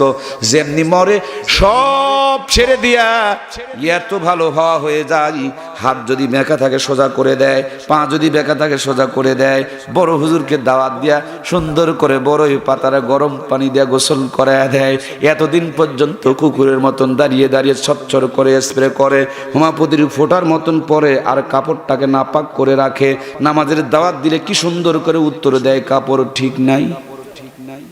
এক কথায় উত্তর শেষ, কাপড় ঠিক নাই। আজরাইল আসলে উপায়, 50 বছর কাপড় ঠিক নাই, 45 বছর বয়স চাচার আমার কাপড় ঠিক নাই, 40 বছর বয়স চাচার বলে কাপড় ঠিক নাই। মরার পরে এখন প্যান্ট শার্ট খুলে নেয়, বড় হুজুরকে দিয়ে কাপড় ঠিক করা। এরকম বাটপার আছে না নাই? তারা 50 বছর ধরে না পাক, মরার পরে এই বাটপারকে বানাইতেছে পাক। 50 বছর ধরে আলেমদেরকে দেখতে পারে না, মরার পরে ওই বাটপারের আলেম ছাড়া জানাজার নামাজ। 50 বছর ধরে ইসলামের সাথে কোনো সম্পর্ক নাই, কিন্তু যেমনি মরে যায় তখন ইসলাম ছাড়া আর কিছুই। মরার আগ পর্যন্ত আমার খালাম্মা, চাচি আম্মা, ফুবি আম্মা কেউ কিরণমালা সাজে, কেউ আবার কটকটি সাজে, কেউ আবার পাখি সাজে। যেমনি মরে যায় কিরণমালা কটকটি পাখি পরায়া কি টাঙ্গাইলের মেয়েদেরকে কবর দেওয়া হয়? ইরে আল্লাহ, মরল যে কটকটি পরে। মরার আগ পর্যন্ত ওয়ান পিস, যেমনি মরে তখন পরাই 5 পিস। আমি মনে করি এটা হলো বাটপারি। কথা বলেন না কেন? এটা সিটারি। কেউ যদি সারা জীবন আওয়ামী লীগ করে, সন্ধ্যাবেলা বিএনপির খিচুড়ি নেওয়ার জন্য একটা প্লেট নিয়ে দৌড় ধরে, বিএনপিওয়ালার আগেই তো খিচুড়ি দিবে। বাংলাদেশের সামান্য রাজনীতি করলে এক দলের কর্মীকে আর এক দল খিচুড়ি দিতে চায় না। ও বন্ধু, মরার আগ পর্যন্ত কোরআন সুন্নাহ ইসলামের 12টা বাজায়া দিবা। মরার আগ পর্যন্ত 14ই ফেব্রুয়ারি পালন করতে গিয়ে ইসলামের সর্বনাশ করে দিবা। আর মরার পরে বিসমিল্লাহি ওয়া আলা মিল্লাতি রাসূলিল্লাহ বলে চালান করে দিবা। কবরে গিয়ে দেখেন গুতানার বসান আছে না না। সেই গুতান বসান আমরা কবরে গিয়ে খেতে রাজি। সেই জন্য মরার আগে পরিবর্তন হতে চায়। এই জন্য পরিবর্তনের কথাগুলো বলছে। আল্লাহ তুমি আমাদেরকে পরিবর্তন দান করো, জোরে বলুন আমিন। আমার সম্মানিত মমতাময়ী মা, আপনাদের নিয়ে 2-4টা কথা না বললেই যে আর হয় না। একটু তাকিয়ে দেখো, আল্লাহ যখন বানালেন আব্বাজান হযরতে আদমকে বানালেন জান্নাতের বাহিরে, কিন্তু বরাম্মাকে যখন বানানো হলো, বরাম্মাকে বানালেন জান্নাতের ভিতরে। বাবাকে বাহিরে, মাকে ভিতরে বানায়া মায়ের মর্যাদা সর্বপ্রথম দান করেছেন কে? এই দুনিয়াতে আসার পর বড় বড় গাছের 3-3টা টুকরা পাতা দিয়ে ইজ্জতকে ঢেকে রেখেছিলেন আমাদের বরাব্বা হযরতে আদম। সেই জন্য মরার পরে পুরুষের জন্য কাফনের কাপড় কয় পিস? দয়া করে বলতে হবে আমার প্রাণের ভাইয়েরা, মরার পর পুরুষের জন্য কাফনের কাপড় কয় পিস? আর বরাম্মা হযরতে হাওয়া বড় বড় গাছের 5-5টা টুকরা পাতা দিয়ে ইজ্জতকে ঢেকে রেখেছিলেন। এই জন্য মরার পরে আমার আম্মা জানদের জন্য কাফনের কাপড় কয় পিস? 5 পিস বাদ দিয়া 3 পিস ধরেছিল। হঠাৎ করে কি যেন ঝড় আসলো, 1 পিস কমে গিয়া 2 পিস পড়তে শুরু করে দিল। নতুন করে কিরণমালা কটকটি পাখির ভাইরাস যখন ঢুকে পড়লো, তখন আমার মায়েরা আরো 1 পিস কমায়া দিয়া 1 পিসের আবিষ্কার করেছিল। তার মানে কমতে কমতে মাত্র 1 পিস বাকি আছে। এইটা যদি ছেড়ে দেয় দেশে থাকার আর উপায়। এমনি তো সামনে তাকালে পায়জামা ফাটা, ঘাড় ঘুরাবেন মাজার মধ্যে কাটা, পিছনে তাকাবেন তা আবার সিনেমার পোস্টার লাগা। যত বড় হাজি আর গাজী, নামাজি আর পরহেজগার, মুত্তাকি আর ইমানদার হন, কাটা ফাটা দেখে ইমান ঠিক রাখা মুশকিল। কথা বলুন ঠিক কিনা? আপনি যদি বলেন আমার কিছু হয় না, তাইলে আমি মনে করব আপনি হিজড়া। তো আজ বুঝতে পারছেন না? ধর্মিয়া কিছু থাকলে তো কিছু হবেই, আর কিছু যদি না হয় তাহলে আর কিছুই নাই। কিছু নাই মানে বোঝেন তো, হিজরা। এখন বাংলাদেশে কিছু হিজরা টকশোতে বসে বসে কি সুন্দর করে বয়ান করে, কি বয়ান করে, মেয়েদের পর্দা নিয়ে বয়ান করে, যেইভাবে ঢেকে রাখা যাবে না ওইভাবে ঢেকে রাখা যাবে না। ওরে তোর হিজরার কিছু কইতে দেয়। আসলেই এটা মনে হয় হিজরা, কারণ স্কুল থেকে নিয়ে বিশ্ববিদ্যালয় পর্যন্ত আকাম কুকাম করে যৌবনের 12টা বাজায় দিছে। তো থাকলে কিছু হবে, তোর কিছুই নাই। আমার সম্মানিত প্রাণপ্রিয় ভাইয়েরা, যে দুরবস্থা চলছে, এই দুরবস্থা থেকে বাঁচার জন্য মায়েদেরকে পর্দার আওতায় আসার দরকার আছে না নাই? আমি একটা শব্দ বানিয়ে বলছি না, ও মা, মা আপনাদের প্রথম মা হযরতে আম্মাজান হাওয়া 5টা পাতা দিয়ে ইজ্জতকে ঢেকেছিলেন। এই জন্য আল্লাহ তাআলা আপনাদের মৃত্যুর পর 5টা কাফনের কাপড় করে দিয়েছেন। 3 পিস বাদ দেয়া 2 পিস, 2 পিস বাদ দেয়া 1 পিস পড়তে শুরু করে দিলেন।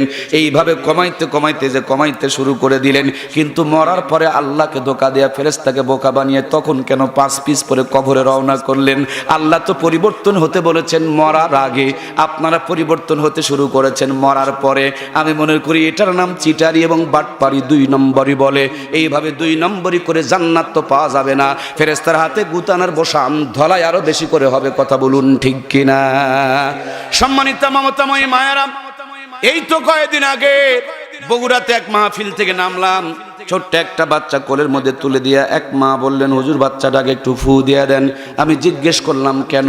মা বললেন, ভাজা পোড়া খাইতে খাইতে বাহিরে গেছে, এই জন্য বাতাস লেগেছে, বমি করতেছে, কান্নাকাটি করতেছে, চিৎকার করতেছে। চিন্তা করলাম সর্বনাশ, আমাদের ছোট্ট ছোট্ট বাচ্চাগুলো ভাজা পোড়া খাইতে খাইতে বাহিরে গেলে যদি বাতাস লাগে রে ভাই, এমনি তো আমাদের মা বোনগুলো ফর্সা, আমরা পাচ্ছি না তাদের উপরে তেমন কোনো ভরসা। তারপর বিউটি পার্লারে গিয়া সাজুগুজু করতেছে, মোবাইল আলকাতরা যা কিছু আছে দুনিয়ার সব কিছুই যেন চেহারার মধ্যে লাগাইতেছে। এই দুনিয়ার সবচাইতে পাতলা কাপড় ওরাই যেন আমদানি করে নিয়ে এসেছে। দর্জি যদি পোশাকটা ঢিল করে বানাই, আমাদের ডিজিটাল মায়েরা সেফটিকিন মেরে মাজার ভাঁজটা পর্যন্ত বের করে দেখায়। একতলা, দুইতলা, তিনতলা জুতা পায়ে দেওয়ার শখ মেরে না, এখন হাই হিল জুতা পড়তে শুরু করেছে। পেট ঢাকে না, পিঠ ঢাকে না, এদিক ওদিক বের করে রাস্তা পথে খালি টোটো কোম্পানি মেরাজাদের মতন ঘোরাঘুরি করে। ছোট্ট বাচ্চা ভাজা পোড়া খাইতে খাইতে বাহিরে গেলে যদি বাতাস লাগে গো, এইভাবে বুক পিঠ বের করে রাস্তা পথে চলাফেরা করে। একবার বুকে হাত দেয়া মুসলমান, সত্য কথার উত্তর দিতে হবে। এই বেহায়াপনা, বেপরদাপনা, নোংরাপনার কারণে আল্লাহর আযাব আর গজবের বাতাস লাগে কি লাগে না? লাগে লাগে লাগে। এই জন্যই তো কালবৈশাখীর ঝড় আসে, সেই জন্যই শিলাবৃষ্টি, ওই জন্যই পাথর, সেই জন্যই ভূমিকম্প, সেই জন্যই ঘূর্ণিঝড়, ওই জন্যই করোনার ভাইরাস, ওই জন্য এখন পঙ্গপাল। নতুন করে আর একটা ভাইরাস আসতেছে, এর নাম হলো পঙ্গ। আমেরিকায় শুরু হয়ে গেছে, ছোট্ট একটু করে পোকা, এটার বরেই পারে না আর মুসলমান মারার চক্রান্ত করে। কথা বলুন ঠিক কিনা?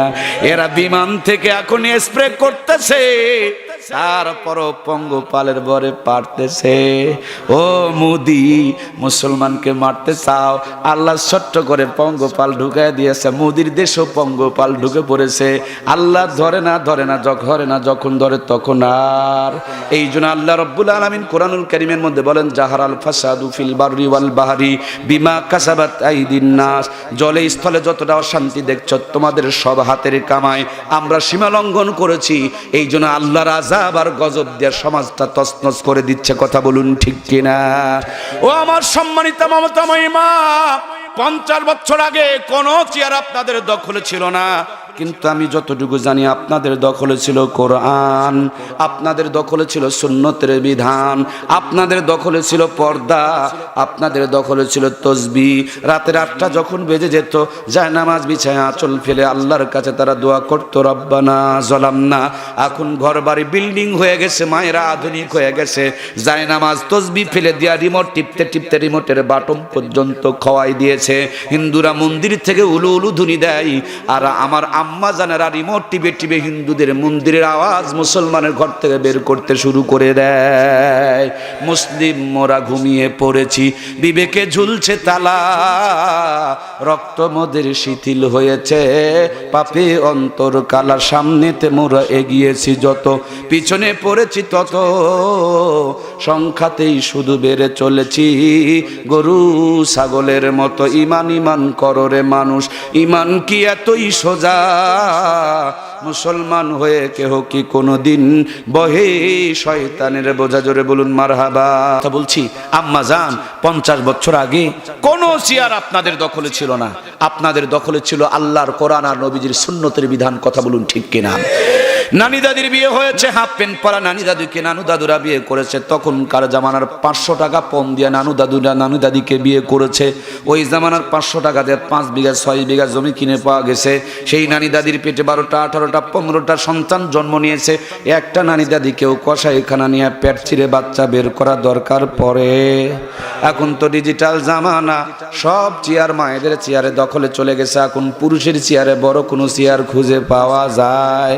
পূর্বী সরকারি দলের নেত্রী, বিরোধী দলের নেত্রী দুইটাই ছিল। আমাদের খালাম্মার চাচি আম্মা একটাই মাত্র বুড়া চাচা ছিল, এরশাদ চাচা উত্তরবঙ্গের কৃতি সন্তান। চাচা বেচারি যখন মরেছে, চাচি গিয়া নাঙ্গলের মুঠাটা ধরেছে, তাকায় দেখেন 3খান চেয়ারি কিন্তু ওনারা দখল করে নিয়েছে। খালাম্মা, ফুবি আম্মা, চাচি আম্মা মিলে পরামর্শ করে দেখে, এই দেশে মায়েদের সম্মান যদি বাড়াতে চায়, মায়েদের সুস্থ যদি রাখতে হয়, তাহলে 18 বছর 16 বছর আগে বিয়া দেওয়া জায়েজ নাই, তার মানে বিয়া দেওয়া বন্ধ করে দিয়েছে। আমার আপত্তি নাই, 16 বছরের আগে বিয়ে বন্ধ করেছেন, আমার আপত্তি নাই। কিন্তু 11 বছর 12 বছর 13 বছর স্কুল কলেজ বিশ্ববিদ্যালয় পার্কের কোনাকানিতে সিপাসাপিতে যা আকাম কুকাম হয়, আপনারা বিয়ে বন্ধ করলেন হালাল তরিকায়, আর হারাম তরিকায় আকাম কুকাম চলতেছে, এগুলো কি বন্ধ করা দরকার আছে না নাই? যারা যারা কথা বলছেন না তাদের ভিতরে ভাইরাস আছে না নাই? আপনি হালাল তরিকার বিয়ে বন্ধ করলেন, হারামের দরজাটা খুলে রেখে দিলেন। আপনার এই হারামের দরজা খুলে থাকার কারণে হালাল জাদা বন্ধ হয়ে যাবে, হারাম জাদার প্রোডাকশন বেড়ে যাবে। হারাম জাদা কোনোদিন বাপের কথা শুনবে, আইনের তোয়াক্কা করবে, র্যাব কুবরা সিতার ভয় তাদের মনে থাকবে, কারণ এরা হারাম জাদা কমাতে হবে দেশের নিরাপত্তার জন্য। কথা বলুন ঠিক কিনা?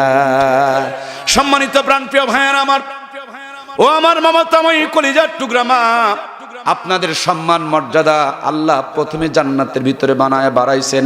আমরা পুরুষ জাতি, আমাদের পায়ের নিচে জুতা স্যান্ডেল আর মাটি। আমার মায়েরা কত খাঁটি, মায়ের পায়ের নিচে জান্নাতের ব্যবস্থা করে রেখেছেন কে? এক সাহাবী নবীজির কাছে এসে বলছে, নবীজি গো, খেদমত করবো কার? নবী আমার 3 বার বললেন তোমার মার, 4র্থবারে গিয়ে বলেছেন তোমার বাবার। বাবার তুলনায় মায়ের মর্যাদাকে 3 গুণ বাড়িয়েছেন মুহাম্মাদুর রাসূলুল্লাহ। সকলে মহাব্বতে বলুন না সাল্লাল্লাহু আলাইহি ওয়াসাল্লাম। সম্মানিত প্রাণপ্রিয় ভাইয়েরা, আমি আপনাদের কাছে বিনয়ের সঙ্গে যেটুকু জানাতে চাই, সব দোষ মায়েদের ঘাড়ে চাপায় লাভ নাই। তাকিয়ে দেখুন, অনেক দোষ আমাদের ঘাড়ে চেপে যায়। বাজারে যখন আঙ্গুর কিনতে যায়, আপেল কিনতে যায়, কমলা কিনতে যায়, বেদনা কিনতে যায়, কি সুন্দর করে প্যাকেটিং করে নেয়, খাবারের জিনিস মানুষকে দেখায় নিয়ে বেড়ায়। খাবারের জিনিস দেখানো যাবে না, মানুষকে দেখায় নিয়ে ওই খাবার খেলে পেট খারাপ হবে, বদনজর লাগবে। ওনার আঙ্গুর আপেল কমলা বেদনা সুন্দর করে সামনের দিকে ঢাকা, কিন্তু মোটরসাইকেলের পিছন দিকে বউটা বসানো আছে, এটারে জায়গা 3-4 জন বলছে, বাকিরা মুখে গমাই দিয়ে আছে। মানে এদের ভিতরে ওই রোগী আছে। ও ভদ্রলোক, তোমার আঙ্গুর আপেল কমলা বেদনা ঢাকা, কোন অপরাধে তোমার মোটরসাইকেলের পিছনের বউটাকে তুমি রেখেছো ফাঁকা? বাড়িতে নিয়ে এসে তুমি আঙ্গুর আপেল কমলা বেদনা ধুইয়া খাও, মুইসা খাও, কাইটা খাও। না ধোয়া খাইলে নাকি পেটে রোগ হয়, ব্যারাম হয়। তোমার আঙ্গুর আপেল কমলা বেদনা ধুইয়া খাইলা, মুইসা খাইলা, কিন্তু যেই বউটারে মুসি সামার সাঁতাল বুনা মেথর সবাইকে দেখালা, ধোয়াও নাই, মুসাই নাই, ধোয়াও নাই, কালামও নাই, অজুও নাই, গোসলও নাই, নামাজও নাই, রোজাও নাই, সেই বউকে নিয়ে রাত্রিবেলা মিলামিশা করে। এইডস হবে, সিভিলিস হবে, গনোরিয়া হবে, ডায়রিয়া হবে। মিলামিশার ফলে পেট থেকে কোনো বাচ্চা যদি জন্ম নেয়, এরা শাহ সুলতান, শাহ জালাল, শাহ মাকদুমের মতন নয়, খালেদ সাইফুল আইয়ুবের মতন নয়, মামুনুর হকের মতন নয়, আহমদ শফির মতন নয়, আমার ওস্তাদ জুনায়েদ বাবুনগরীর মতন নয়। এরা লুচ্চা, গুন্ডা, বাটপার, কুলঙ্গারের মতন জন্ম নেবে। একজন এরশাদ শিকদারকে ফাঁসি দেওয়া হয়েছে, এদের ঘর থেকে হাজার হাজার এরশাদ শিকদার দিয়ে দেশটা ভরে যাবে। কথা বলুন ঠিক কিনা? আমার প্রাণপ্রিয় ভাইয়েরা, একটাবার তাকায় দেখুন, আমরা জামা বানালে ফুল হাতা, আবার সেই ভদ্রলোক যখন বাড়িয়ালির জামা বানায় তখন বানায় হাফ হাতা। নিজেরটা যখন বানায় কলার পর্যন্ত ঢাকা, আবার বাড়িয়ালির জন্য বানাতে গেলে বুকের অর্ধেকটাই। নিজে যখন জামা বানায় প্যান্টের ভিতরে শার্ট ঢুকায়া বেল দিয়া ইন করা, হাসতেও পারে না, কাশতেও পারে না, বসতে পারে না। যদি জিজ্ঞেস করেন ভাই এত কষ্ট করে তো পেটের ভুঁড়ি ঢাকার দরকার নাই, কি আছে আপনার পেটের ভিতরে? খবর নিয়ে দেখেন, তেল আর চর্বি, নারী আর ভুঁড়ি, প্রস্রাব আর পায়খানা। কত বড় বোকার বোকা, নিজের পেটের প্রস্রাব পায়খানাকে রাখে ঢাকা।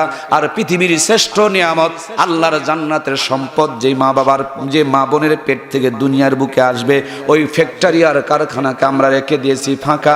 এই জন্য সিটার, বাটপার, কুলঙ্গার, লুচ্চা দিয়া দেশটা ভরে যাচ্ছে। কথা বলুন ঠিক কিনা? ও আল্লাহ, আল্লাহ রে, এ কোন দুনিয়ায় পাঠাইলাম রে? এই জামানার মানুষগুলোর মানুষ নাহি বলে, গরু ঘোড়া হার মানায়া হাইনার মতো চলে। ও আল্লাহ, আল্লাহ রে, এ কোন দুনিয়ায় পাঠাইলাম রে? হাই রে সাধের দুনিয়ায় মানুষ পাওয়া বড় দায়। মানুষ দেখতে চলেন এবার জাদু ঘরে যায় সবাই, মানুষ দেখতে চলেন এবার জাদু ঘরে যায় সবাই। জাদু ঘরে গিয়ে দেখবেন আমার ভাইয়েরা, যেই জামানায় 3 পিস পাঞ্জাবি পায়জামা লুঙ্গি ছিল না, কিন্তু মানুষের শরম ছিল, ইজ্জতের দাম ছিল, সতীত্বের মর্যাদা ছিল। মানুষ বড় বড় গাছের পাতা, ভিন্ন গাছের লতা দিয়া ইজ্জতকে ঢেকে ঢেকে রেখেছিল। আর এখনকার জামানায় ইজ্জত বের করে দেখানোর প্রতিযোগিতা শুরু করেছে। যার কাপড় যত পাতলা সেই নাকি তত বড় ভদ্র, যার কাপড়ে যত বেশি জানালা সেই নাকি তত সভ্য আর সম্ভ্রান্ত। এই কাটা ফাটার নাম যদি সভ্যতা ভদ্রতা হয়, ইজ্জত বের করে দেখানোর নাম যদি সম্ভ্রান্ততা হয়, রাস্তায় গিয়ে তাকিয়ে দেখবেন কুকুর আসল জায়গা বের করে দেখাই, তাইলে মানুষের চাইতে এক ধাপ ডিজিটাল ভদ্র কুকুরকে দাবি করতে হবে। কথা বলুন ঠিক কিনা? ঠোঁটের মধ্যে লিপস্টিক লাগায়া, ও আমার সম্মানিতা মা, আপনাদের সম্মান খাটো করতে আমি চাই না, কারণ সম্মান মর্যাদা দিয়ে আল্লাহ জান্নাতের ভিতরে বানাইছেন। নবীজি 3 বার খেদমতের কথা আপনাদের বলেছেন। আমাদের পায়ের নিচে জুতা স্যান্ডেল মাটি, কিন্তু আপনাদের পায়ের নিচে সন্তানের বেহেশত আল্লাহ তাআলা তৈরি করে রেখে দিয়েছেন। সুতরাং সম্মান মর্যাদা আপনাদের আল্লাহ অনেক বানিয়ে দিয়েছেন। মা মা ও কলিজার টুকরা মমতাময়ী মা, ঠোঁটের মধ্যে লিপস্টিক লাগায়া ঠোঁটকে লাল করে দেখাতে পারলে যদি ভদ্র হওয়া যায়, এই তো কিছু দূর পরে আপনাদের মধুপুরের বন আছে, সেখানে কিছু বানর দেখা যায়, তাকায় দেখবেন বিনা লিপস্টিকে বান্দরের পিছন সারা জীবনই বেশি লাল থেকে যায়। সুতরাং সভ্যতা ভদ্রতা বেপরদার নাম নয়। মুসলমানের মেয়েরা কোনোদিন এভাবে তাদের ইজ্জত বের করে দেখাইতে পারে? ও বন্ধু, এই তো সামনে 14ই ফেব্রুয়ারিতে আমরা পড়েই গিয়েছি, এখন কিন্তু 14ই ফেব্রুয়ারি আমরা প্রেম করব, আমাদের প্রেম হবে মুহাম্মদুর রাসূলুল্লাহ। সকলে বলুন না সাল্লাল্লাহু আলাইহি ওয়াসাল্লামের সুন্নতের তরিকায়। আমরা যদি কোনো এনজয় করি, আমাদের এনজয় হবে নবী আলাইহিস সালামের তরিকায়। কোন নবীকে পেয়েছি? যেই নবী নামাজে গিয়েছে, নানা নাতির প্রেম শুরু হয়ে গেছে, নাতি দৌড়ে গিয়া নানার ঘাড়ের মধ্যে চড়েছে, কান ধরে টানতেছে আর বলতেছে চল ঘোড়া চল। সাহাবা ইকরামের কলিজার মধ্য থেকে রক্তক্ষরণ চলতেছে। আল্লাহর হাবিব নামাজের সিজদার মধ্যে রয়েছে, কারণ সিজদার থেকে তিনি যদি উঠে যায় ইমাম হুসাইন পড়ে যাবে। আমার প্রাণে ভাইয়েরা, হযরত ওমর ফারুক রাদিয়াল্লাহু তাআলা আনহু টাকা বলে, আলীর বেটা, আমার নবীর ঘাড়ে চড়ে কান ধরে টানোস, তোর এত বড় সাহস। কিন্তু নবীর সামনে আমি কিছু বলতে পারছি না, নইলে তোর 12টা বাজায় দিতাম। আমার ভাইয়েরা সাহাবা ইকরামরা অবাক হয়ে নিথর হয়ে নামাজের সিজদায় পড়ে রয়েছে। রহমাতুল লিল আলামিনের কান ধরে তার নাতিকে টানতেছে। প্রেমের কথা বলছি, ভালোবাসার কথা বলছি। কেমন ভালোবাসা করবেন? নাতির জন্য নানার ভালোবাসাটাও আল্লাহ তাআলা শিখিয়ে দিয়েছেন। সুবহানাল্লাহ বলেন না? আমার ভাইয়েরা, আল্লাহ তাআলা ডাকতে বলে, জিবরিল রে, এই মুহূর্তে আমার বন্ধুর কাছে গিয়া বলে দাও, আমার বন্ধু যেন নামাজের সিজদাটা লম্বা করে, নানার কান ধরে নাতি টানে। আল্লাহর কাছে নাকি দেখে ভালো লাগে। সুবহানাল্লাহ বলেন না? আমরা অনেক নানা আছি, নাতিদের সঙ্গে ভালো আনন্দ বিনোদন আদর সুলভ ব্যবহার করি, কিন্তু আল্লাহর নবী বলেন যে ছোটকে স্নেহ করে না, বড়কে সম্মান করে না, সেই নবী আমার উম্মত হতে পারে? আমার প্রিয় ভাইয়েরা, নানা নাতির প্রেম করবে, নানা নাতি ভালোবাসা করবে, সেখানেও পর্যন্ত আমার নবীর আদর্শ রয়েছে। জামাই শ্বশুর একসঙ্গে খেতে বসেছে, নবীজি খেজুর খায়, বিচিগুলো আলুর সামনে রেখে দেয়। খাওয়া যখন শেষ হয়ে গেছে, রহমাতুল লিল আলামিন, তিনি গোমরা ছিলেন না, তিনি ইসলাম আমার ভাইরা ব্যাকডেট না। রহমাতুল লিল আলামিন মুস্কি একটা হাসি দিয়ে বলেন, আজকে আলী অনেক খেজুর খেয়েছে, দেখো সামনে কতগুলো বিচি জড়ো হয়ে গেছে। আলীও তো কম না। যেমন আমার ভাইরা, যেমন ওই যে যেমন জামাই তেমনি শ্বশুর। তিনিও বলে, জি আজকে আমি একটু বেশি খেয়েছি, কিন্তু কেউ খেজুর তো খাইছে, খেজুরের সঙ্গে বিচিগুলো পর্যন্ত বসাইছে। আপনি হাসবেন, হাসার মধ্যে নবীজির সুন্নত আছে না নাই? হাসি 3 প্রকার, এর মধ্যে যেই হাসিটা বিশ্ব নবী সবসময় হাসতেন, এটা হলো মুস্কি হাসি। আল্লাহর হাবিব বলেন, তুমি যদি মুস্কি হেসে কথা বলো, ঘরের মধ্যে প্রবেশ করো, বউকে যদি হাসাইতে পারো, তোমার বউ শুধু হাসবে না, তোমার ঘরকে আল্লাহ তাআলা জান্নাতের একটা টুকরা বানিয়ে দিবে, রহমত নাজিল হতে শুরু করবে। সুবহানাল্লাহ। আল্লাহর হাবিব প্রত্যেক দিন রাত্রিবেলা হযরতে ফাতেমার ঘরের দিকে তাকায় দেখতেন। হঠাৎ একদিন নবীজির ভিতরে বড়ই পেরেশানি। সকালবেলা হযরতে ফাতেমাকে ডেকে নিয়ে বলে, মা গতকালকে তোমাদের কি হয়েছিল, দয়া করে আমাকে একটু বলো না। হযরতে ফাতেমা বলেন, আব্বাজান, আপনার জামাই আর আমার সঙ্গে একটা ছোট্ট বিষয় নিয়ে বিরোধ হয়েছিল, এই জন্য দুইজন দুই দিকে মন খারাপ করে মুখ করে শুয়েছিলাম। রহমাতুল লিল আলামিন ডাকতে বলে, তুমি আমার মা, তুমি ভালো করেই জানো তোমাকে আমি যতটুকু ভালোবাসি দুনিয়ার কাউকে ওই পরিমাণ আমি ভালোবাসি না। তাই বলে স্বামীকে নারাজ রেখে তুমি যদি মারা যেতে, আমি তোমার বাবা হওয়ার পরও তোমার জানাজার নামাজে অংশগ্রহণ করতাম না।